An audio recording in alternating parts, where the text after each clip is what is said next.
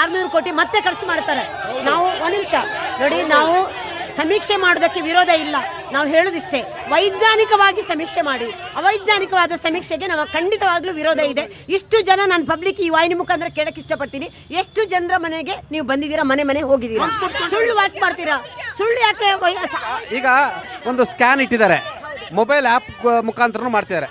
ಈ ಬಾರಿ ತಾವು ಭಾರತೀಯ ಜನತಾ ಪಕ್ಷ ರಾಜ್ಯ ಸರ್ಕಾರಕ್ಕೆ ನಿರ್ಧಾರ ತೆಗೆದುಕೊಂಡಿದೆ. ಸೆಪ್ಟೆಂಬರ್ 22ರಿಂದ ಅಕ್ಟೋಬರ್ 7ನೇ ತಾರೀಕುವರೆಗೂ ಸಮೀಕ್ಷೆ ಮಾಡಲಿಕ್ಕೆ ತೀರ್ಮಾನವನ್ನು ಮಾಡಿದ್ದಾರೆ. ಸುಮಾರು 15 ದಿನಗಳು ತೆಗೆದುಕೊಳ್ಳುತ್ತೆ. ಅಕ್ಟೋಬರ್ ಅಂತ್ಯಕ್ಕೆ ವರದಿಯನ್ನು ಕೊಡ್ತಾರೆ. ಆ ವರದಿಯನ್ನು ಇಟ್ಕೊಂಡು ನಾವು ಬಜೆಟನ್ನು ತಯಾರು ಮಾಡ್ತೀವಿ ಅಂತೇಳಿ ಮುಖ್ಯಮಂತ್ರಿಗಳಿದ್ದಾರೆ.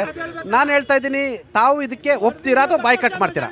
ರಾಜ್ಯದಲ್ಲಿ 50%ಕ್ಕಿಂತ ಜಾಸ್ತಿ ಮೀಸಲಾತಿ ಹೋಗುತ್ತೆ. 50%ಗಿಂತ ಜಾಸ್ತಿ ಎಲ್ಲವನ್ನೂ ಮೀಸಲಾತಿ, ಉದ್ಯೋಗದಲ್ಲಿ ಮೀಸಲಾತಿ, ಅನುದಾನದಲ್ಲಿ ಮೀಸಲಾತಿ, ಪ್ರತಿ ಒಂದರಲ್ಲಿ ಮೀಸಲಾತಿ ಹೋಗುವಾಗ ಸರಿಯಾದ ಒಂದು ನಿಮ್ಮ ಹತ್ರ ಜನಸಂಖ್ಯೆ ಯಾವುದು ಇಲ್ಲ ಅಂತ ಹೇಳಿದರೆ ನಿಜವಾಗ್ಲೂ ಬಡವರಿಗೆ ಇದರಿಂದ ಅನ್ಯಾಯ ಆದಂಗೆ ಆಗುತ್ತಾ ಇಲ್ವಾ ಹೇಳಿ?